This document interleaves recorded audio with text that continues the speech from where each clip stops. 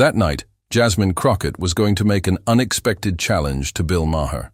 Instead of comparing comedy with politics, she would question Maher's actual impact. Bill, you say you create social change through comedy. So in the last 20 years, what concrete policy change have you caused? The question was brutal, and the answer would be practically non-existent. The iconic Real Time with Bill Maher studio in Los Angeles hummed with its familiar Friday night energy. The intimate 300-seat space, with its distinctive blue lighting and elevated host desk, had been the setting for countless political confrontations over the show's two-decade run. Bill Maher sat behind his desk with the confidence of someone who had made a career out of being provocative and unfiltered. At 68, he was a fixture in American political comedy, known for his willingness to challenge both conservative and liberal orthodoxies with equal relish.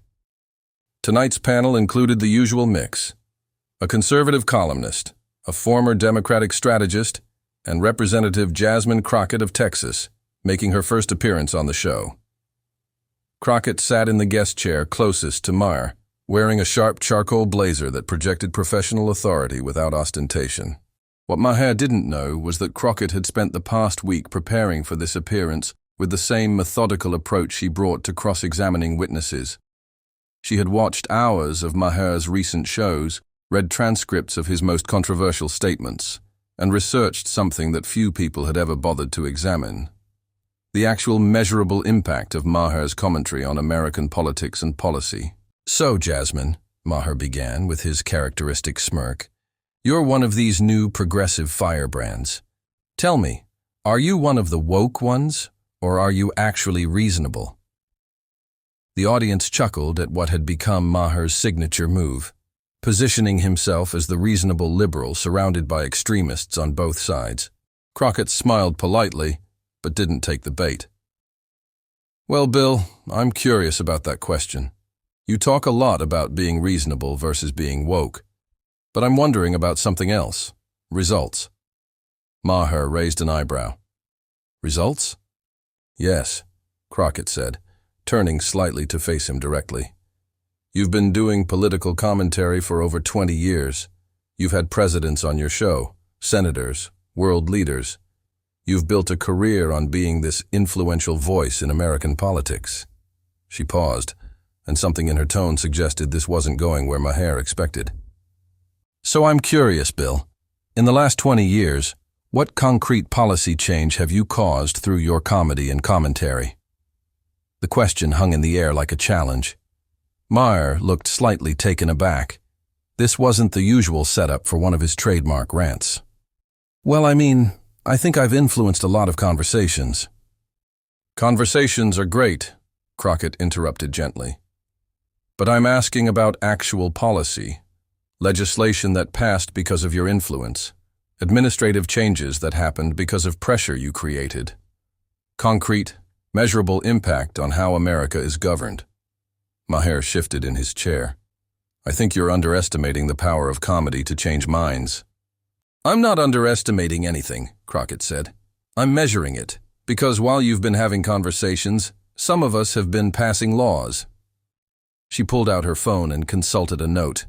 "In my first term in Congress, I've authored or co-authored 23 pieces of legislation. 7 have passed the House with bipartisan support. 3 have become law. One of them, the Criminal Justice Data Transparency Act, will require police departments to publicly report use of force statistics." She looked back at Maher. "That's concrete impact. People's lives will be different because of that work. So, I'm genuinely curious. What's your equivalent?" Maher was clearly uncomfortable now. This wasn't the usual ideological sparring he was used to. "Jasmine, I think you're being a little unfair. Comedy and entertainment serve a different function." "Do they?" Crockett asked. "Because you present yourself as more than just a comedian. You position yourself as a political influencer, a thought leader, someone who shapes American discourse." She leaned forward slightly. "You've criticized politicians for being all talk and no action. You've mocked them for caring more about appearances than results. But what are your results?" The studio audience was noticeably quieter now. This had moved beyond entertainment into something more substantive and uncomfortable. Maher tried to regain control. I think I've helped normalize discussions about religion, about political correctness run amok.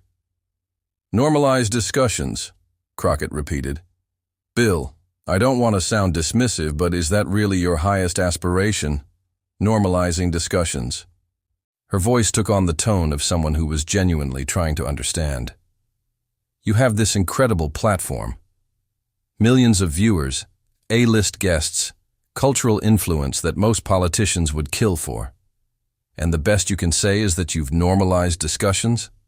Maher was starting to look defensive. Representative, I think you're undervaluing the importance of cultural change. Cultural change toward what? Crockett asked.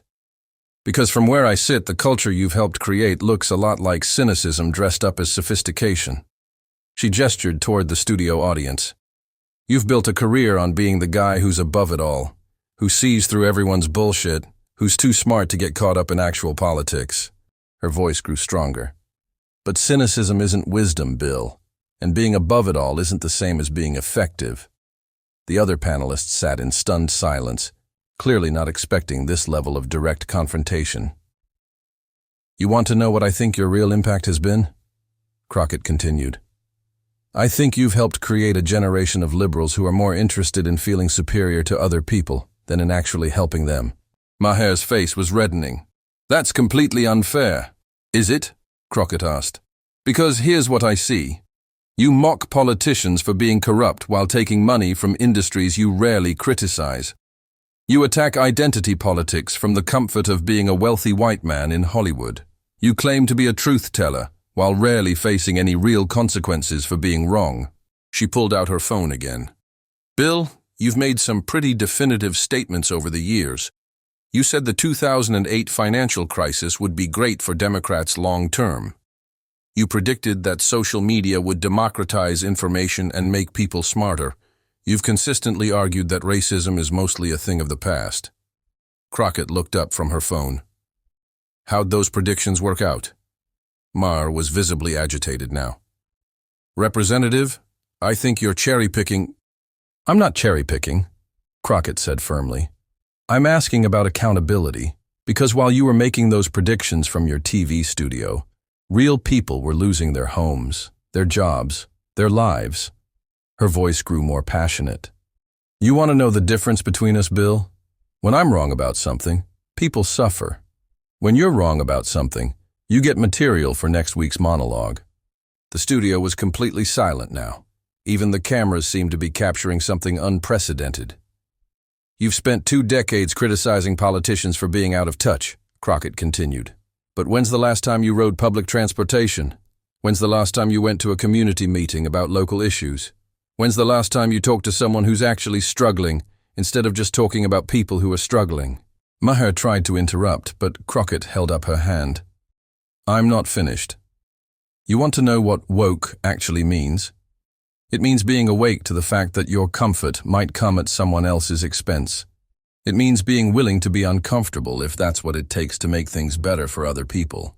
She leaned back in her chair but kept her eyes on Maher.